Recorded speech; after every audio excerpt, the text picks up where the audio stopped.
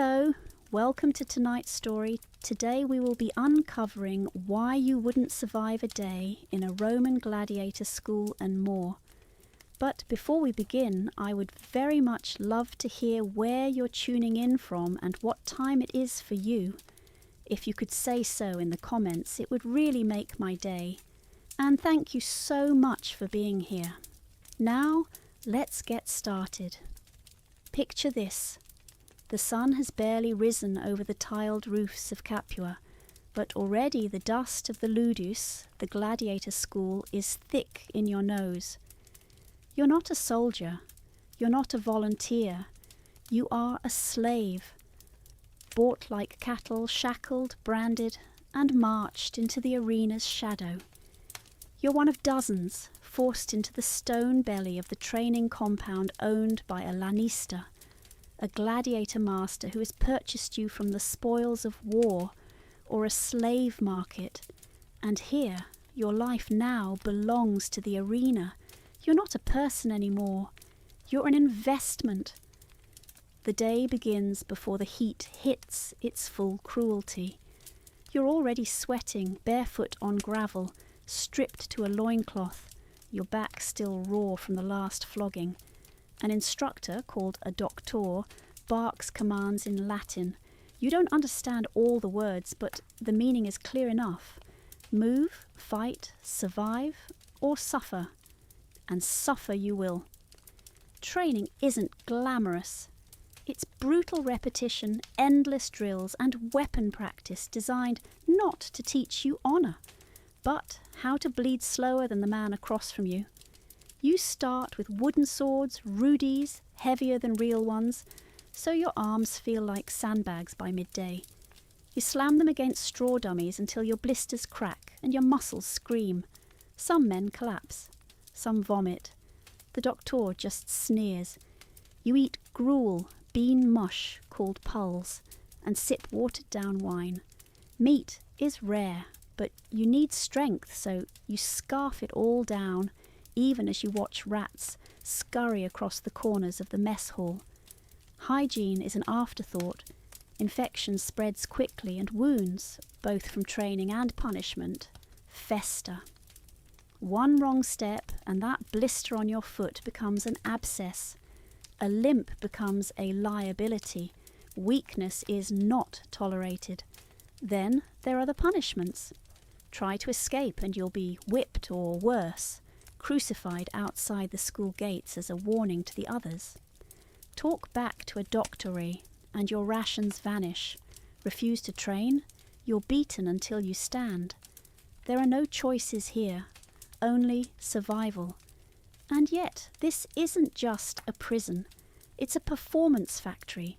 You're being sculpted, not into a soldier, but into a spectacle.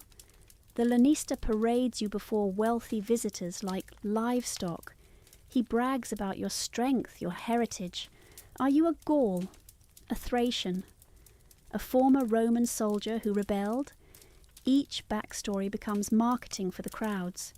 You are assigned a persona, a fighting style, whether it suits you or not.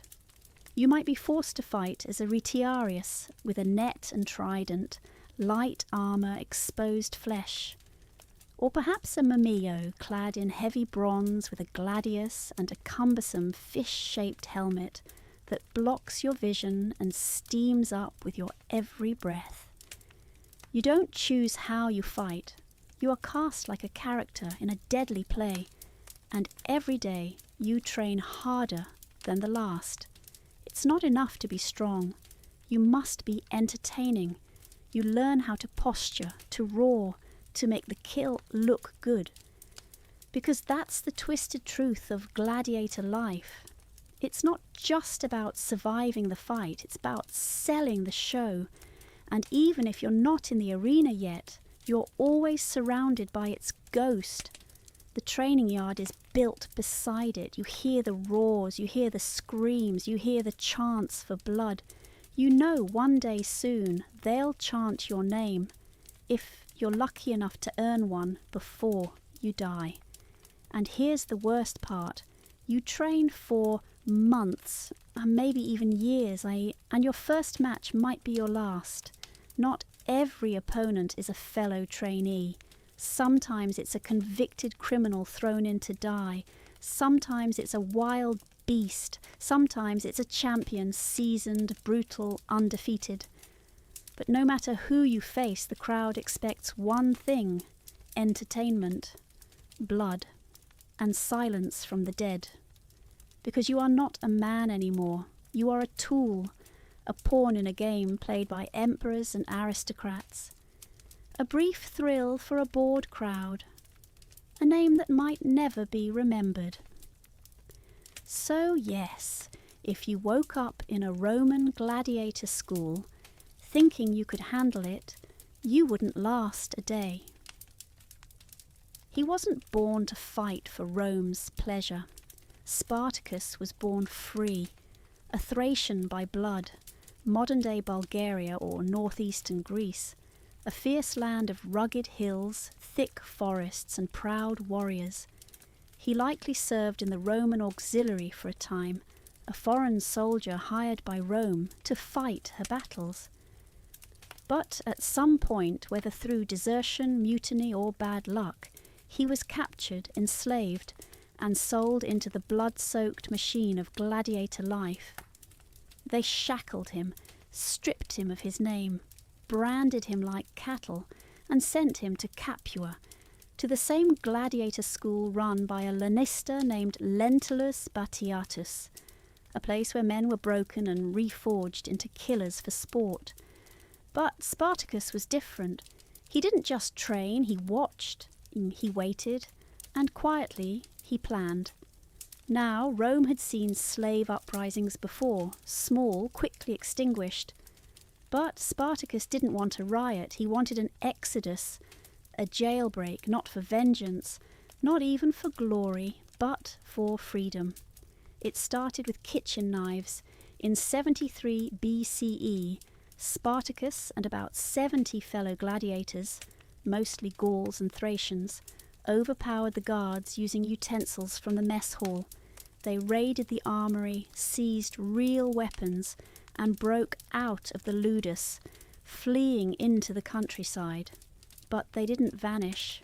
They grew. Other slaves, fugitives, and shepherds began to join them, drawn by the promise of liberty and the fierce charisma of their leader. Spartacus, tall and commanding, was not just a fighter. He was a strategist, perhaps even a prophet to some. He divided spoils fairly. He punished looters. He trained his forces in Roman tactics. He inspired loyalty. Soon the small band had swelled to thousands. Rome scoffed at first, sent a few local militias to deal with the rabble. Spartacus crushed them again and again. His followers were not trained legionaries, but they fought with the fury of men who had nothing to lose. And under Spartacus they learned discipline. They weren't burning cities. They were moving north, toward the Alps, toward freedom. That was the plan. Cross the mountains, scatter, live. But they never made it. Some say the group splintered. Some of the men hungered for pillage and revenge. Others grew drunk on power. Maybe Spartacus himself hesitated, realizing that true freedom might be a lie as long as Rome still ruled the world. And Rome, now humiliated, sent real armies, seasoned generals.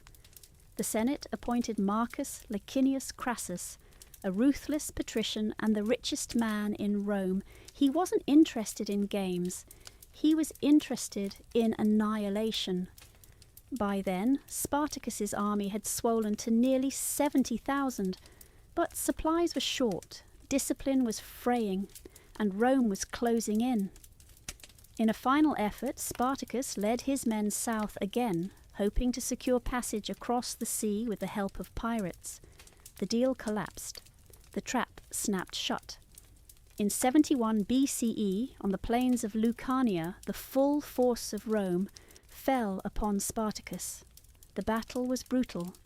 Spartacus fought on the front lines. Legend says he killed 2 centurions with his bare hands, that when he saw Crassus's banner, he charged toward it, hoping to kill the commander himself. But he never made it. He was cut down in the chaos. His body was never found.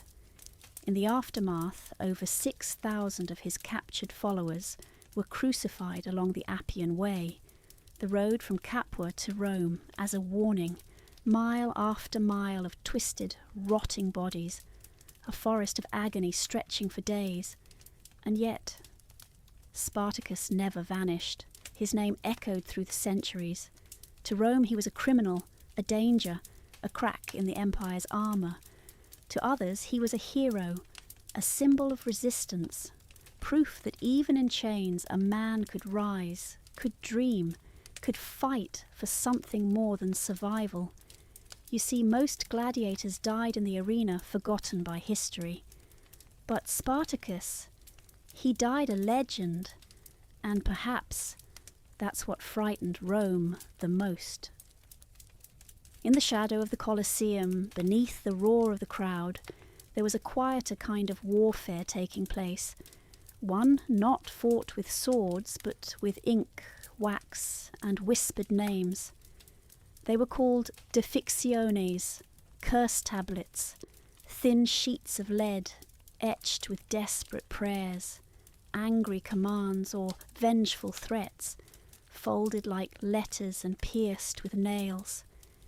And they were everywhere. If you had walked beneath the wooden seats of a Roman amphitheatre, you might have found them buried in the sand, slipped beneath stones or stuffed into cracks in the walls, hidden from sight but potent to those who believed. Because in the world of gladiators, where lives were gambled like dice and the gods seemed to favour blood, many turned to magic, not the kind with spells and wands. This was binding magic, personal, petty, ruthless. Let's say a wealthy merchant bets heavily on a particular gladiator. He could bribe the lanista, or he could hedge his luck with a curse. So he hires a scribe or priestess of the underworld. He names the rival Gladiator on a tablet. Bind the hands and feet of Marcus the Murmillo. Let his sword grow heavy. Let his eyes be dim. Let his knees buckle before the blow is struck. Then he folds the tablet, nails it shut, sometimes smears it with sacrificial blood, and buries it in the arena, calling on spirits of the dead to carry out the wish. Sometimes it wasn't even about money, it was personal. A spurned lover might curse a gladiator who ignored her affections. A rival might seek vengeance. Even fellow gladiators, yes, even those training in the same ludus, might secretly try to curse each other for better odds of survival. Because when your life is at stake, superstition becomes as vital as armour. And the tablets weren't always just curses. Some were pleas, desperate prayers to gods like Hecate, Pluto, or Nemesis, the goddess of divine revenge. Blessed goddess, grant that my brother survives the combat. Let him be swift as Mars, strong as Hercules. Let the crowd love him. Let death pass him by. Still others were poetic threats. May Gaius fall before the crowd, cheers. May his blood feed the earth. May the worms know his name. These weren't the chants of priests or philosophers. These were the voices of the voiceless, the slaves, the desperate, the gamblers, and the grieving, and archaeologists have found them. Over 200 curse tablets have been unearthed in gladiator-related contexts across the empire, from the sands of Carthage to the stadiums of Britain. Many written in crude Latin or Greek, scratched by trembling hands, or dictated by those who couldn't write at all. And their presence tells us something important, that beneath the spectacle of the games, beneath the polished marble and the chants of Ave Imperator, there was a very real fear of death and a desperate desire to control fate, because imagine it, you're a gladiator. Tomorrow you enter the arena. You've trained for months. You've survived beatings, disease, malnutrition. You've seen friends die. But you can't sleep, because someone may have cursed your name today, buried your fate beneath the sand, called on ghosts to guide the opponent's blade. You clutch a charm under your pillow. You whisper to your gods. You don't believe in magic, or maybe you do. It doesn't matter. You hope someone cursed your opponent harder. Even the strongest warriors in the ancient world were terrified of the unseen. And in Rome, where blood was entertainment and lives were tossed aside like bones after a feast, magic offered the illusion of control, a small voice in a brutal system, a final grasp at fate. Because if the gods weren't listening, maybe the dead were. The sun is high over Rome, and the Colosseum, the Flavian amphitheatre, shines like a crown of marble and blood. 50,000 voices buzz like a hive as they trickle in through arched entrances, their sandals slapping against stone. Perfumed matrons in dyed silks, grim ex-soldiers with calloused hands, bakers with their children, all drawn by the same promise, spectacle. But not everyone will sit among the crowds. High above, tucked beneath a canopy of linen sails, the velarium, the elite take their seats on shaded marble benches. Senators, priests, patricians. From here, the arena below looks like a painting, tiny figures moving across golden sand, the distant clash of steel like music rising through the heat. You are one of them, a Roman senator. Your name is etched in history, your toga hemmed with purple thread, your sandals polished by servants. You carry a delicate parasol, though you barely need it. Slaves wave palm fronds at your side. You didn't come here for fun, not really. For you, the games are politics, pure and brutal. You must be seen here, seated in the front rows reserved for power. You nod to other senators across the arena, a smirk to an ally, a narrowed eye at a rival, because alliances are forged not in Senate halls, but in whispers during intermissions, over blood and wine and laughter. The editor of today's games, a fellow aristocrat, perhaps even the emperor himself, is performing a civic duty. He is paying for the event from his own purse. Why? Not out of generosity, but because Roman citizens vote with their applause. The louder the cheer, the greater the favour, the better the slaughter, the better the polls. A wealthy man who throws a dull spectacle earns scorn, but one who fills the arena with exotic beasts, naval reenactments and memorable deaths, he wins hearts, and maybe elections. You sip watered wine from a silver cup, glancing down as the pompa begins, a parade of warriors and animals, musicians, torchbearers. A chariot carries the gladiators in, some waving bravely, others stone-faced. One catches your eye, a Thracian, young, lean, tense. His helmet gleams. His shield is new. Perhaps this is his first match. He nods to the crowd stiffly. You imagine he's not even 20. Your companion leans in. 5 denarii on the murmillo, he says. You smile faintly. You wager too. But not money. Influence. The crowd watches you. Do you cheer? Do you turn your head? Do you give the signal? The match begins. You know the routine. They don't kill immediately. Not at first. They dance, clash, roar, and then one stumbles. He's on his back. The victor raises his blade and looks up at you. Because this is where power lives, in the outstretched hand of a Roman senator. Do you give the polis verso, thumbs down, or let him live? The crowd weighs in, roaring its will. Some want mercy, others blood. But your gesture matters. It's a performance, yes, but one with real stakes, and if you condemn him, he dies before your eyes. His blood seeps into the sand, warm and dark, as the victor is crowned.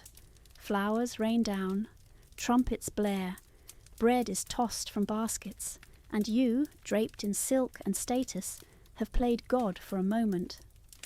But you do not linger on the death, because now exotic animals are brought out, leopards, lions, even crocodiles, and criminals, bound and trembling, are thrown to them, and the audience roars louder than ever.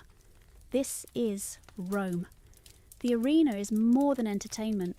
It's a ritual, a reminder that life is short, that Rome is strong, that death can be beautiful if dressed in gold and announced by trumpets, and that, above it all, there are men like you, whose decisions can tip the scale between life and death with the flick of a finger. And when the crowd filters out, drunk on bread and blood, you remain composed. The plebeians go back to their squalid homes. But you return to your villa, to marble columns and cold fountains, knowing you were seen today. Your reputation remains intact, your alliances subtly adjusted, and though you didn't lift a sword, you were every bit as dangerous as the men who did.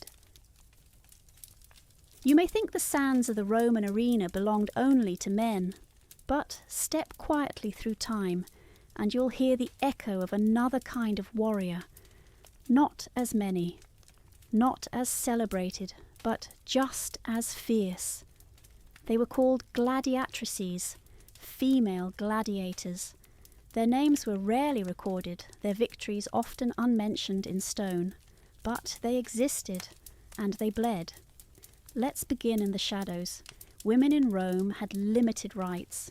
They could not vote, they could not hold office, but in rare and brutal cases they could fight, and not behind the scenes on the main stage. Some were slaves condemned to fight in punishment. Others were criminals or prisoners of war or debtors sentenced to the sand. And a few, astonishingly, were volunteers, women of wealth, often from the provinces, who willingly stepped into the ring for fame, for freedom, or for reasons lost to us. The first known appearance of female gladiators dates back to the 1st century CE, during the reign of Emperor Nero. He, always one to push boundaries, featured women fighting beasts and each other at games meant to shock and awe. And it worked. Crowds cheered, senators whispered. The spectacle of women, hair braided, breasts bound or bare, faces painted in war colours, clashing with blades under torchlight, was mesmerising and controversial, because this challenged the Roman order. These women defied the expectations of their sex, modesty, submission, silence, and instead took up the tools of war. Some saw it as vulgar, others as exhilarating. Juvenal, the Roman satirist, mocked them bitterly. He described noble women sneaking away from dinner parties to train with wooden swords, bruising their thighs and sweating in helmets. He called it shameful, laughable, a disgrace to the female form. But others weren't laughing. In Halicarnassus, a stone relief was found depicting 2 female fighters, Amazon and Achillia, locked in combat. The inscription notes that they fought to a draw, missio both released, they had earned it, and they had names. Even the Emperor Domitian, known for his love of spectacle, hosted nocturnal games where women fought by torchlight, sometimes against each other, sometimes against dwarves, and sometimes against animals. It was theatre, but it was real. They could die, and they did. We don't know their stories. Most were unnamed, unburied. Their blood soaked the same sand as their male counterparts. But make no mistake, gladiatrix fights were not novelty acts. They required training, weapons, and bravery. Their fights were just as deadly, but they were always under scrutiny. By the 2nd century, disapproval was growing. Rome's upper classes began to see female gladiators not as titillating entertainment, but as dangerous symbols of disorder, women who crossed the line, women who wielded power. And in 200 CE, Emperor Septimius Severus made it official. He banned women from participating in the games. Just like that, the era of the gladiatrix ended, silenced, scrubbed from public life, faded from memory, but traces remain. In 1996, archaeologists uncovered a grave in London, once Roman Londinium, containing the cremated remains of a woman. She was buried near an amphitheatre with elaborate offerings, exotic goods, and evidence of violent injury. Many believe she was a gladiatrix, a foreigner, a fighter, honoured in death. And in Pompeii, graffiti scrawled on a wall speaks of the delight of the girls who fight. You see, while the written history of Rome tried to forget them, the people remembered, because the gladiatrix, whether despised or adored, stood for something powerful, defiance. She was not supposed to fight. She was not supposed to kill. She was not supposed to survive. But she did, in sand and blood, in whispers and stone, and though her name may be lost, her shadow still lingers. Barefoot, sword raised, eyes burning beneath the Roman sun. That will be all for tonight. Thank you all so much for joining me. I hope to see you again soon.